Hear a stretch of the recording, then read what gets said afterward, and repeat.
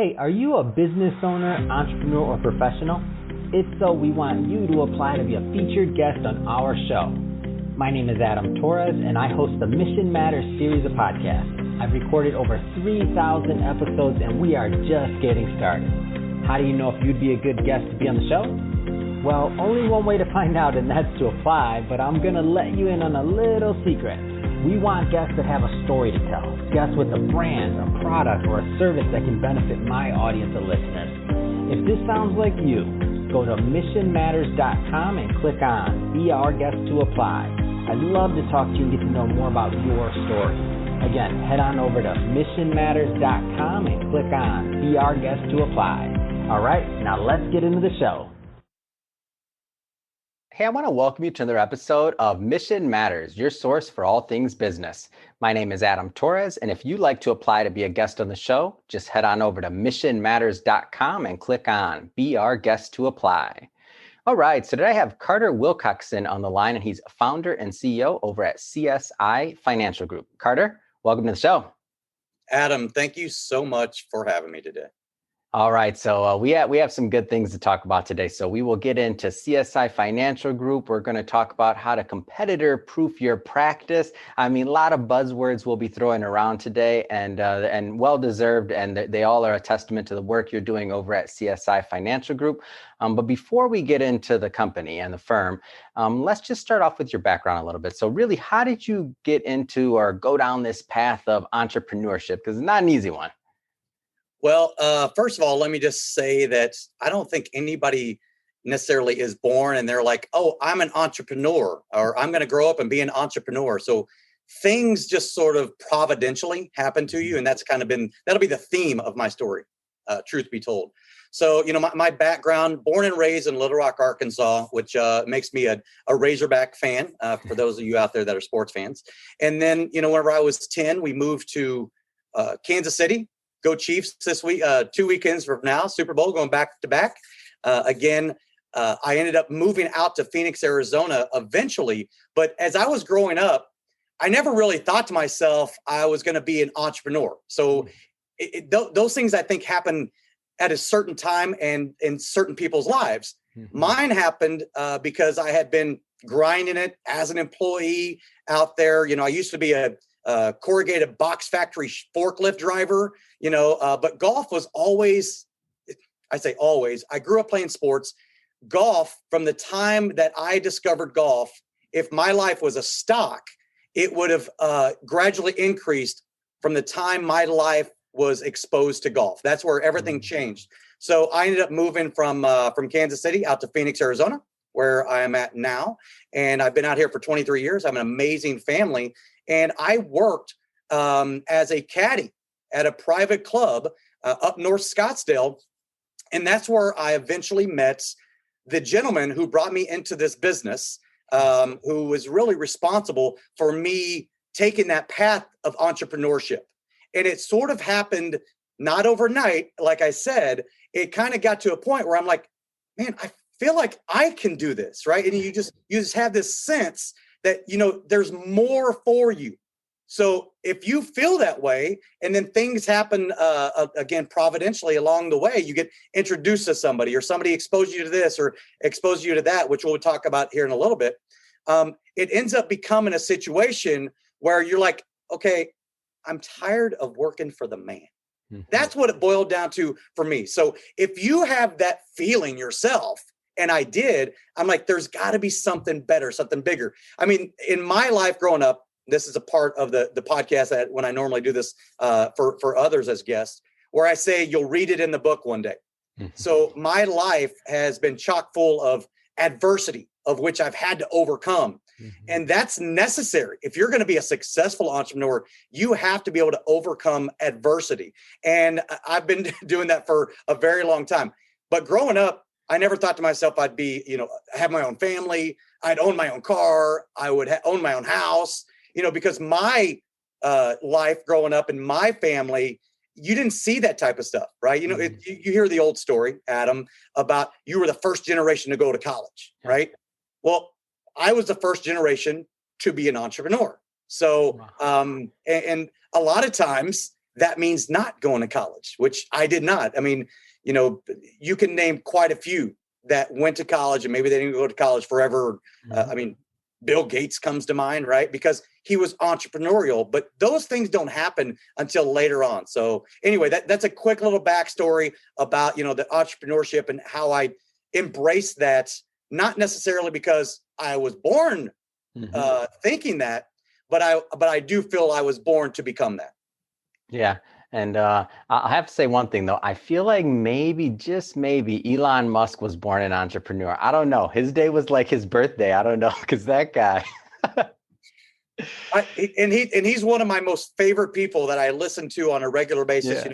Follow him on Twitter, and you get the emails, and he's always on news. In fact, I was just sharing a video not too long ago, and we'll talk about this maybe later on too. But he was talking about one of the biggest issues that a lot of these boardrooms have is that most of them are run by MBAs, not people who've actually been dealing with the end user consumer, and they start to live in this, this box essentially, or this echo chamber almost, like, well, I'm an MBA, and well, yeah, but you've never really worked with the customer that we're trying to promote. So anyway, I love Elon Musk, to your point. Yeah. So, there's a lot of people watching this right now, and some are a little bit further along in their entrepreneurial journey. And I don't mean by age, by the way, because we all start at different points. So some people are, finishing their corporate career and they're retiring, and now their retirement is into starting a business. So, I mean, I don't mean age when I say younger in their career. I just mean in their experience as an entrepreneur. So if you were to, if you could go back to that Carter that was just getting started as an entrepreneur again, and maybe give him a word or two of advice, what kind of things would you tell him? Well, the first thing that I would tell him is it's all going to be worth it, right? Because you're going to question yourself along the way. You're going to be like, why am I doing this again? There's so much sacrifice, and there's so much, you've heard again, Adam, many times, if it was easy, everybody would be doing it, right? That's why being an entrepreneur, it's not meant to be easy. But if you have something that, like, you wake up every single day and you have like this passion for it, and you don't have to be an entrepreneur to have a passion towards something, right? Your why of your purpose on earth. My son, for example, 14 years old at the end of this month, he has a passion for golf. So he wakes up every day like, that's what I'm going to do. I'm going to be, and I would say to me, on my journey to start out with, when it's all said and done, it's going to be worth it. You're going to doubt yourself. You're going to get beat up. You're going to be, raked to go over the coals. You got to dust yourself off, pick yourself up by your bootstraps, and keep remembering why you started down that path in the first place. That's the number one thing that I would tell myself as I was getting ready to get started. The other thing I would say to them is that it's ever evolving, right?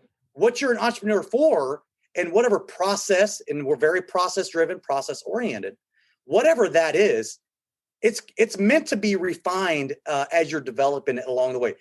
Done is better than perfect. I say that on a regular basis. So stop trying to be a perfectionist.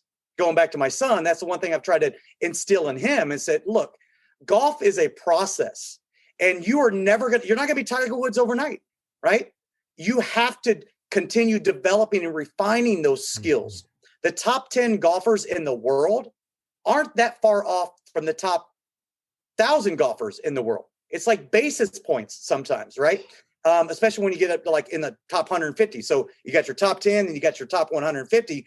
That is like basis points differential for sure. Yeah. So it's just one of those things you have to understand. It's not going to be perfected overnight. It's ever evolving. So just enjoy the journey is what I would tell myself. So those two things for sure. Man, I love that word of advice. Done is better than perfect. And you can tell your son when I'll tell him when you watch this, hey, I wake up every day and I'm like, let me do some interviews. And they're not all going to be perfect, just like your round isn't going to be perfect, but we just go out there every day. In your case, you're swinging a golf club. In my case, I'm looking at a camera and talking, but every day, let me go do some interviews and enjoy the process along the way. So I love that word of advice. And Carter, I want to switch it up a bit. So I want to get into Csi Financial Group and go a little bit further into what you're doing and how you're helping people. So maybe first off, just give us a little background of the firm. So Csi Financial Group, I founded July of 2014, And it was really something I was forced into doing. I say forced. I was kind of sort of like, just push this direction. And that's where my entrepreneurial mind started, formulating. I'm like, man, I think I can do this. Right. Yeah. I mean, when you're working in a company like the one that I got my foundational beginnings and understandings in, you don't think to yourself, well, I can do that. I can get an admin like that, or I can get, salespeople like that, or I can get contracting like that. Or, you're not thinking about all those different things. So the simple fact that I spent 10 years in this space before I decided to go this route in 2014. But what I ended up doing to start out with is I sought out people in the industry that I knew could give me direction. So I have been embracing collaboration for 15 years, right? Great word. You do not have to own it all, right? You can find a strategic alliance with people that have a shared vision in what you're trying to accomplish. And if you can create mutually beneficial arrangements with all those where everybody wins, everything's a win-win, you can change the world as far as I'm concerned. So, and that's what I really set out to do initially, not change the world necessarily, but I did set out to change the industry to what I call, recreate this industry that's been around for about 25 years, well before I got into it. So CSI Financial Group formed with this idea and this belief that we can recreate an industry that's needed some recreation forever. No, don't be like everybody else. So I started thinking to myself, whenever I first started, and I didn't even have a business model. It was like, I'm going to go back to my advisors I'd worked with in the past and kind of sort of leverage those relationships. Because what ended up happening is that I went from the independent wholesale, distribution space where I'm at into personal production, being an advisor myself. And I formed a phenomenal relationship with an estate planning attorney in Covington, Louisiana, who had a phenomenal practice out there. And what I would do is I would fly out to her office once a month for an entire week. And I would incorporate the solutions that I had with her already existing clientele. Now, to get your start like that was almost a godsend. It was unbelievable. But that happened because I'd formed a relationship. Everybody listening out there, you're in the relationship business. And if you can always understand that, you'll be successful. Maybe that's another tip. But what ended up happening is that helped me to develop what now is in existence and what we call the advisor partner platform that I'm the architect of here at CSI Financial Group, because it gave me the understanding from a personal production advisor, retail advisor out there in the field that's working with Mr. and Mrs. Jones. It helped me to understand and empathize what it is that they deal with on a regular basis. Now, it also helped me understand, because of my relationship with that estate planning attorney in Covington, Louisiana, just outside of New Orleans, the connectivity between estate planning and financial planning, the necessity, the requirement. If you're going to really do true planning, that has to be an integral part, and it has to be foundational. The estate planning has to be foundational in order to really, we'll talk about this later, elevate that client experience, for that client. So that was the sort of the infancy and the mindset. But what additionally helped me to form everything is I come at it from two very important phrases that I use on a regular basis. Number one, product is not the unmet need in this industry, right? Whether it's life insurance, annuities, AUM, REITs, that's nothing new under the sun. Everybody has that, right? And then number two, and more importantly, is it all begins and ends with client acquisition.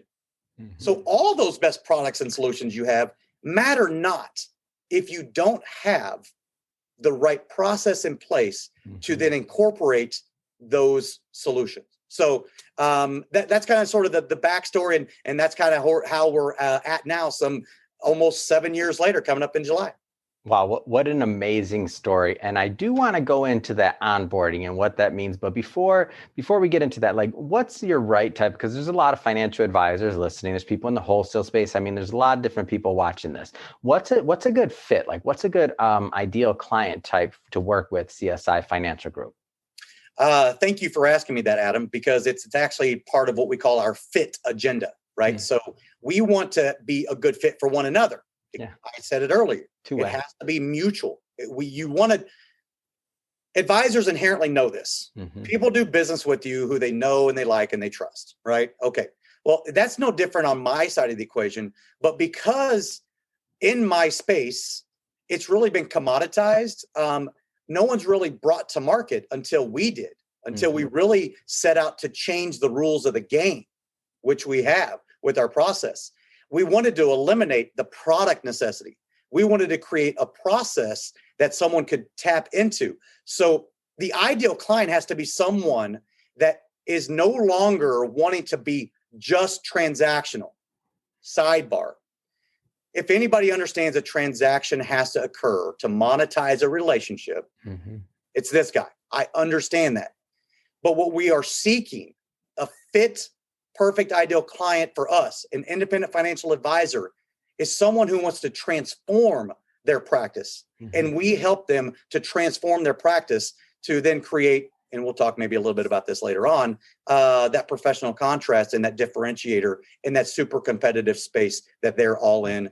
And my understanding of it is what is sort of differentiates me because I was out in the field. So I know how competitive that is. Let's go into that. So let's just so professional contrast, because I think it's a unique thing that your firm's doing and that it's helping advisors achieve. So define that for us. What professional contrast means over at CSI.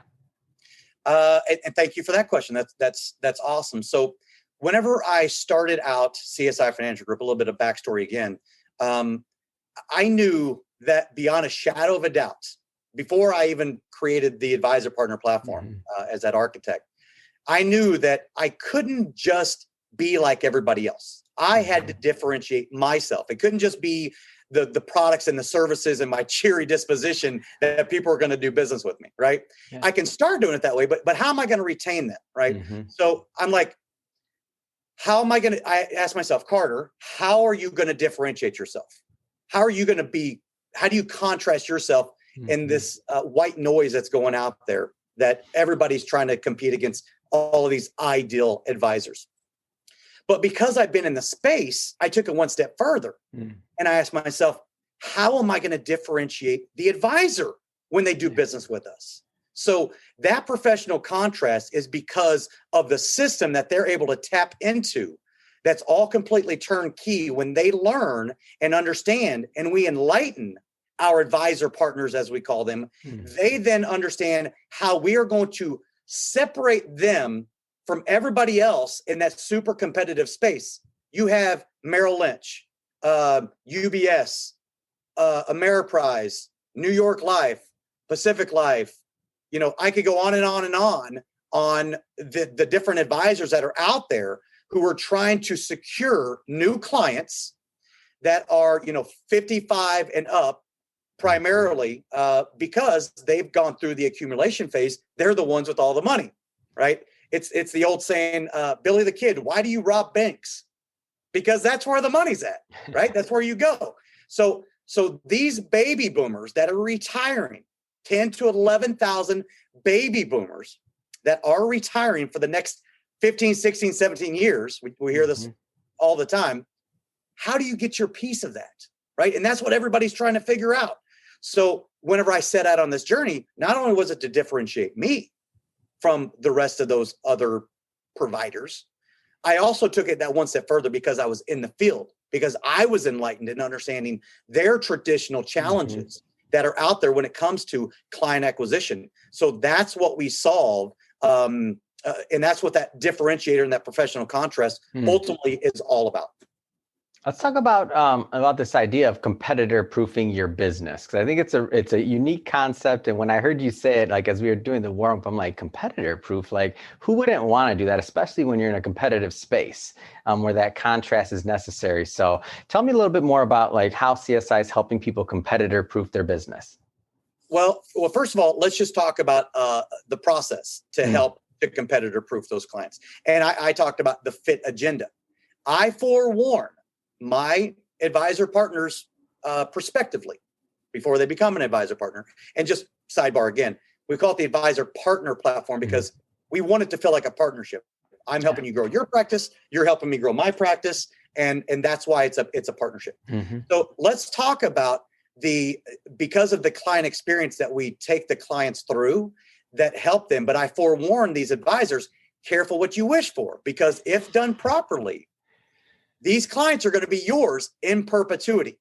So that in and of itself competitor proofs those clients, right?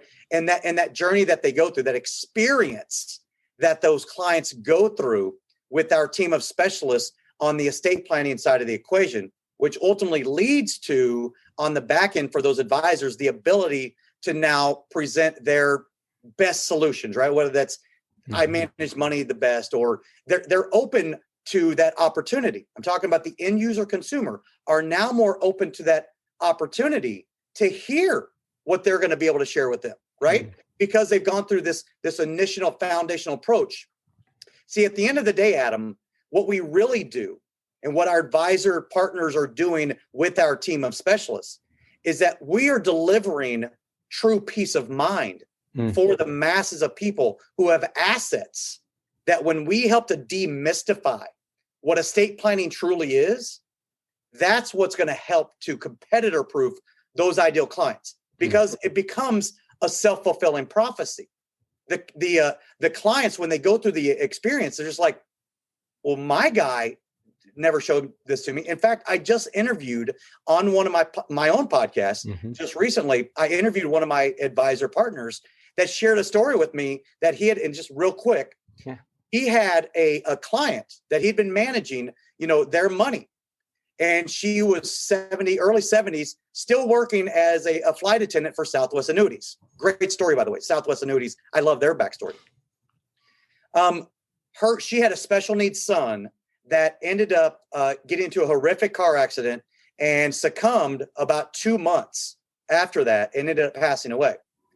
About 6 months later, as he was trying to think about how he could reach back out to her, because he managed about $1 million of her assets and had done some annuities with her already on top of that, he was like, that's so raw. It's so, how do I reach back out to her? He didn't have to worry about that too long. 6 months after this happened, she calls him up and she says, John, I want to let you know something. I'm moving all my money. And here's the key reason why. You never helped me set up my estate plan. Wow. And in his mind, he was thinking, well, you don't have a tax problem.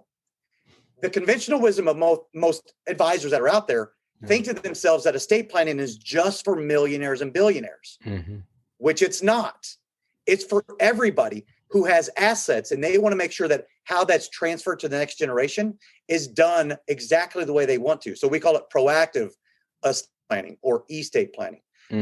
So that right there, that is the reason why every advisor needs to have this be a part of that, because you can lose clients by not having this be part of your process in your platform. So that competitor proof right there, the clients come to their own conclusion. They're like, why would I go anywhere else? This guy or gal has everything I need all underneath one roof. And let me tell you something that we have learned along the way. In the hundreds of onboarding clients throughout the country, we have learned that they want to consolidate. They don't want to be spread out between 3 different, insurance agent, financial advisor, estate planning attorney. They want it to be all underneath one roof to simplify their lives. So that is a couple of things. Now, specifically, I want to talk about competitor proofing. If you do it properly, you become what's called the TIA, the Trust Investment Advisor, inside of the documentation, where we have codified laws that secure you as retaining those assets when your very best clients pass away. So you don't have to try to figure out how to, formulate a better relationship with the clientele, here's a staggering stat. 66 to 98% of the time, and we have all these numbers to bear it out. 66 to 98% of the time, when these advisors that they're working with their very best clients out there, when they pass away, 66 to 98% of the time, the assets that they're managing evaporate because they get transferred out to the next generation completely outright. So we educate the clients on the front end why that doesn't make sense and why we can proactively set all that up. But then what that does is it retains those assets for the advisors that are out there so that that doesn't happen. So now we've competitor proofed and secured the next generation and caused generational control for those advisors who fully embrace our platform, which is why I say, careful what you wish for, because you're going to want to make sure these are the clients that you're going to want to work with, because inherently you're working with the beneficiaries in perpetuity as well. So anyway, that's a couple of more specific detail on how to competitor proof your practice. And so you mentioned the estate plan. I want to go further into that. And I also want to talk a little bit more about the onboarding process. So what does that look like? Like your onboarding process, maybe we'll start there, and then let's get into a little bit more of the nuts and bolts of the estate plan. Yeah. So obviously we have a process that we have, and again, we're process driven, process oriented, but more importantly, probably the most important thing, we're also results driven, right? So we've already seen the results. We've got proof of concept on all the things we've been doing for over 3 years now. So as far as the onboarding for the end user consumer, what we do is we have what's called the OEPT, the outsourced estate planning team. And what I did is I saw through the eyes of the advisor to their end user consumer. And I understood what the end user consumer was missing and what they were lacking, what they really wanted, or what I thought that they wanted, right? Steve Jobs was like, no, people are going to want the iPhone, right? He didn't know that, but he looked through and they were like, no, they're going to want this. So we have proof of concept that as looking through the eyes from the advisor's perspective into what it is that the end user consumer is going to want, that's what we developed. So this outsourced estate planning team becomes that the collaborative, going back to that again, the collaborative work and efforts with the advisor of record, and we educate them on all these steps, just so you know, they don't have to try to figure it out themselves. And I use this terminology: when left to their own devices, they're doomed to fail, right? And that's typical for most advisors. So we decided to set out on this journey to do 3 things better than anybody else. And that's where the OEPT ultimately was formed. So I started thinking, why don't we just do all the heavy lifting for them, work collaboratively with the advisor? And then, so the client goes onto a calendar for one of our advisor partner mentors who has formed a relationship with the advisor, working collaboratively with them so they understand their practice and their makeup, and they know how to talk about them along the way. So everything's calendared, first and foremost. Everything is personalized. Everything is just the way we're doing this right now. It's actually live and in real time. So you have the mentor that walks the client through what we call the client intake interview. They take them through the steps. Client goes, you know what? I've been procrastinating. Sidebar again. That's typically where where they end up. They're one of 2 categories. They've either done something in the past and they're like, man, that was painful. I don't want to talk or think about it again, but I know I need to make some updates and some changes. And maybe it was the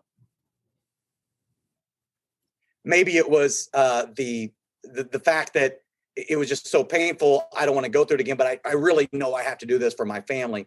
That's the one category. The other category primarily is that procrastination. They're like, I know I need to get this done. I know that it's something I've been pushing off. Because, I mean, if you think that the only thing you can do is go see an attorney to get something done, who wants to go do that? I mean, nobody wants to go do that, right? So we're just going to be that team. So client goes, yes, I know I've been procrastinating. Let's do it.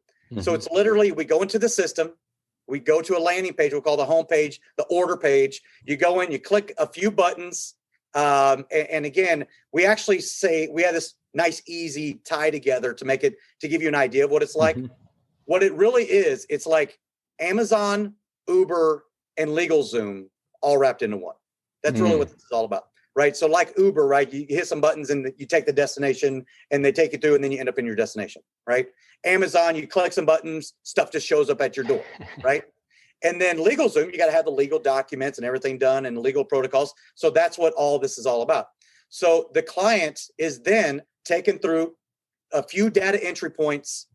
The very first thing that we educate the clients on is that, and the advisor, by the way, is this proprietary process that we call our 90 and 90 formula.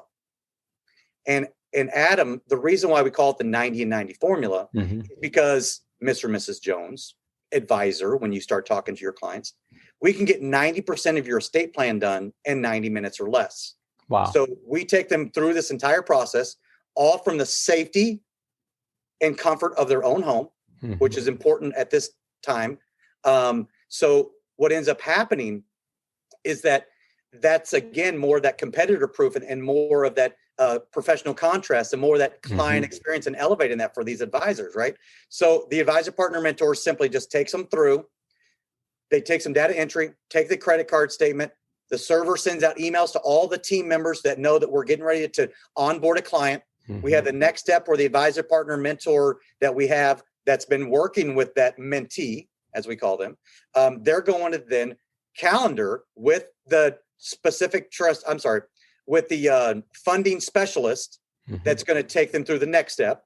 Then they have their steps that they take them through that takes you to the attorney that takes them through the review, applicability, suitability interview. Again, all done just like this, all screen share, all face-to-face, all of that's done. And then what ends up happening is that the attorney of record then recalendars with the advisor mentor who started it for the mentee onto their calendar. And we do this thing called proof of funding, which is where we go through and we go, see, we got everything in here. We can get this done literally, depending on how fast or how available that everybody is. And a lot of times it's the clients and what their availability is. Of course, typically they're retired, so their availability is pretty wide open a lot of times. So then we do the proof of funding. And then what we're doing is we're elevating and we're putting on a pedestal the mentee. Now, make sure I see some areas here right now, Mr. and Mrs. Jones, that whenever you go back to said advisor, make sure you talk to him about, some of these things that he can help with, whether it's risk mitigation or tax mitigation or some of the things like that, to have an opportunity, because that's part of the package that you bought. It's all part of the deal, right? So what we're doing is we're handing back over to the advisor and teeing up, for lack of better terminology, that opportunity to really monetize that relationship without him or her really doing anything.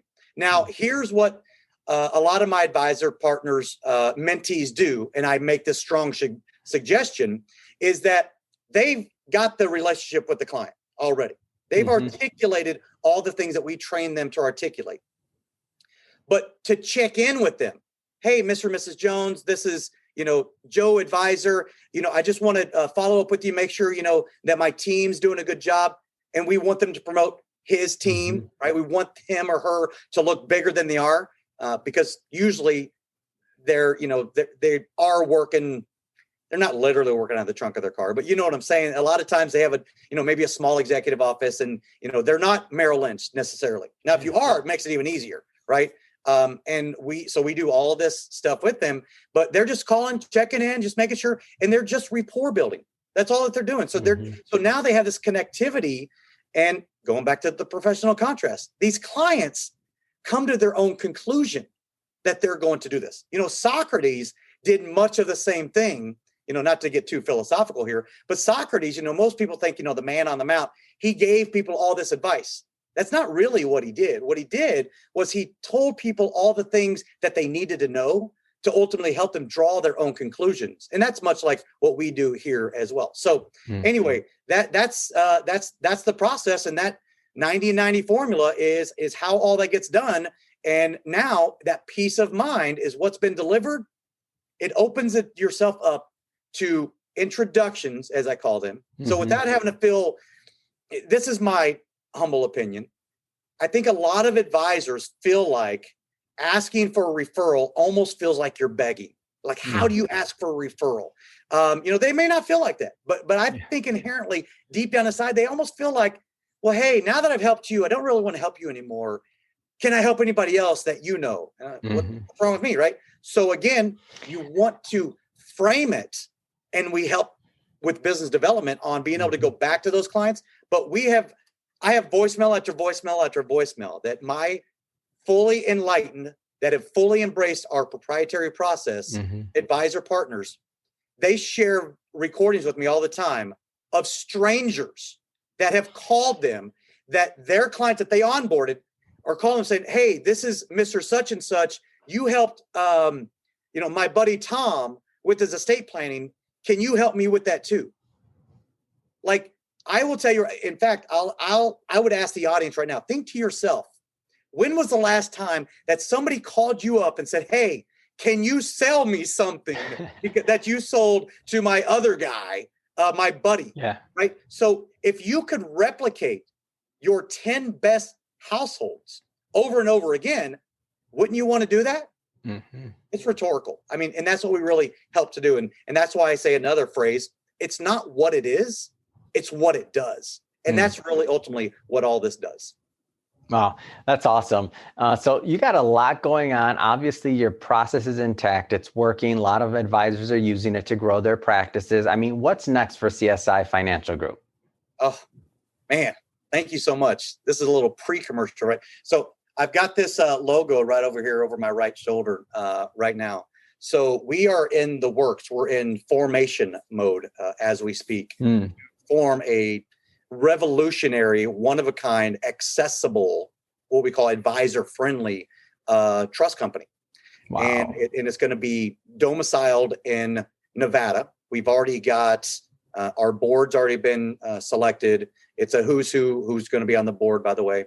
The software, the estate plan, is going to be powering the trust company. And I won't say the name of it right now because it is in formation, but it is going to be a revolutionary trust company that's going to be all about connectivity and access for advisors.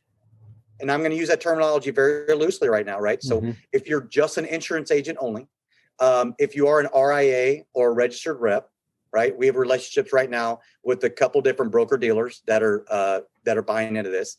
We are securing, as we speak, in real time. I've got the final onboarding meeting with a company that's got 5,000 insurance agents only that are going to be utilizing our system. So we've already built it for scale, just so you know. But the trust company is going to change not only access and connectivity for the advisor network, it's also going to be access and connectivity like never before for the masses of people who have assets, that when we educate them on why it's actually detrimental in most cases to have your assets be outright distributed to the next generation because of the horror stories that we've heard.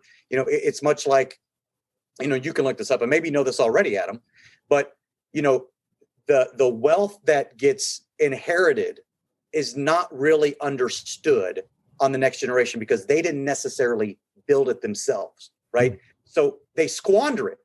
There's exceptions to every rule, but a lot of times they do, much like lottery winners. When a lottery winner wins that money, I mean, I think there's a Powerball right now that's around $1 billion. I'm not even sure if somebody won it over the weekend or not. If you won $1 billion and now that's money won, so to speak, do you really appreciate that money? No, you don't.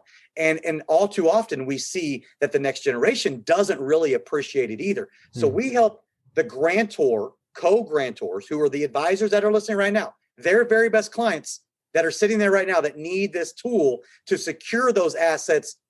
So when the inevitable happens, the trust company will ensure that happens because they will be a fiduciarily responsible by law to require to follow by the letter of the law and what we call the estate plan portfolio that makes up a revocable living trust.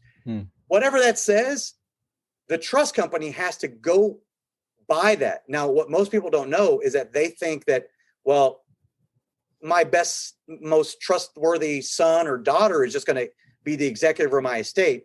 but there's no recourse for them. They're not really actually fiduciary. So they don't have to follow exactly what it says. If they come together and go, hey, mom and dad, I know that they wanted to do this and everything, but it's going to take us 20 years to get that inheritance. We're going to have to take title of all the assets anyway. Let's just split it 50-50. And, we'll send $100,000 instead of the $1 million, to PETA or to Wounded Warriors or to St. Jude's or to, I was trying to think of ACLU, right? I mean, I'm using both sides of the equation there, right? They may not think the same way they do. And they're like, well, we'll send 100,000 instead of 1 million, even though that's what they really want to do. Well, the only way to do that is you have to have the fiduciarily responsible, given the authority, professional corporate trustee, which is what a trust company does. So we're going to make accessible and connected all across the country this access that no one's really ever had. And if you look up Northern Trust right now, you can check out, they have a December 2017 ending their assets under management that they had because this process was set up. I'm not making this number up. Look it up yourself. $1.2 trillion of assets under management. And the reason why that is because they typically just work with, $10 million and up clients. Yep. If you have $100,000 or $500,000 or $50,000, you'll have access to a trust company without having to feel like you have to be a millionaire or billionaire. And on the front end, we educate on why that's important. So that's what's next. And that's what's very big for CSI Financial Group. Man, that is a big deal, especially with this big transfer of wealth going on and just what's going to happen in the next, 10, 20, 30 years. Like trustee services, huge business and huge opportunity that's not really, it's not being met by, enough, let's just say, companies out there. So I'm glad to see that you're going through, it's not an easy thing to do what you're pulling off, by the way. So I know how difficult it is and I know the complexity. And if you weren't a process-oriented company already working very heavily in the estate plan arena with things like estate plan, then you wouldn't be able to pull this off. So that's awesome. And it's also really, just a big benefit for all your advisors. I'm sure they're pretty excited to have this thing roll out, huh?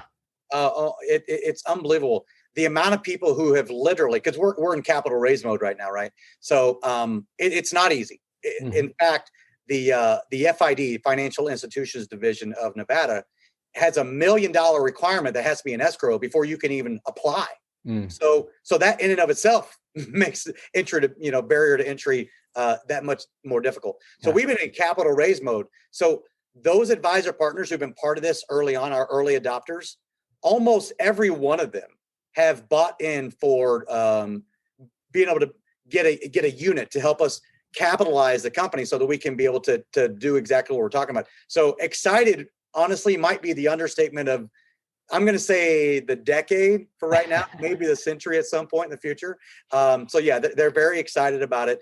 And those advisor partner prospectively, the ones who become enlightened on all of this stuff, it will change their practice. If done properly, it's impossible to not be successful. But we do a lot of the heavy lifting without them having to change their entire practice. It's just an add-on to what it is that they're doing. And I've been saying this for a long time.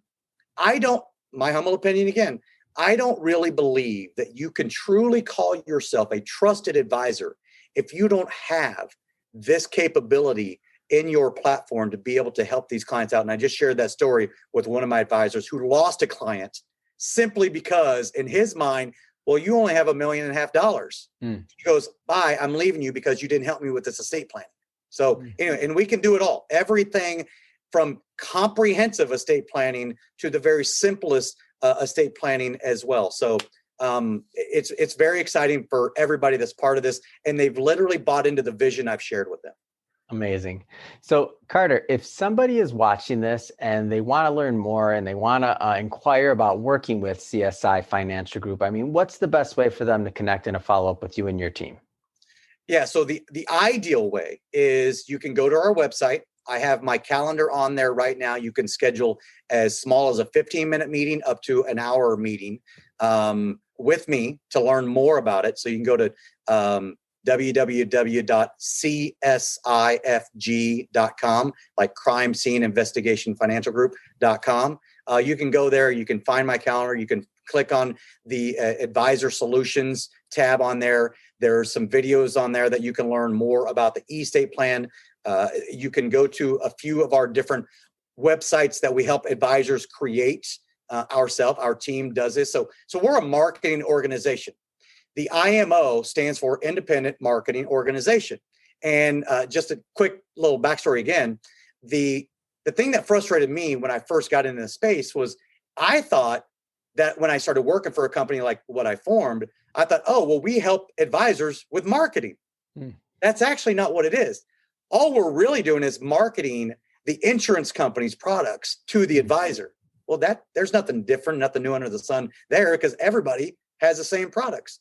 We wanted to truly be a marketing organization that could help with marketing. So we changed the acronym, or there was actually a different terminology, but we're an IMO/PDO, and the PDO stands for Practice Development Organization. So we create all the things that are necessary that advisors need, because I was one in the field that they're usually a lot of them are missing website and their branding and all the stuff that they really need, because they now more than ever need to be Google proof.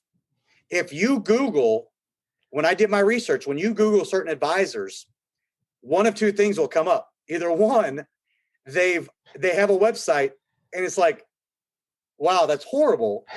Or number two, and sometimes which is better, they don't have a website at all, because the website they do have makes them look like, why would I do business with you? So you have to look bigger than you are overnight. So you can't just hang your hat on products, pricing, and performance.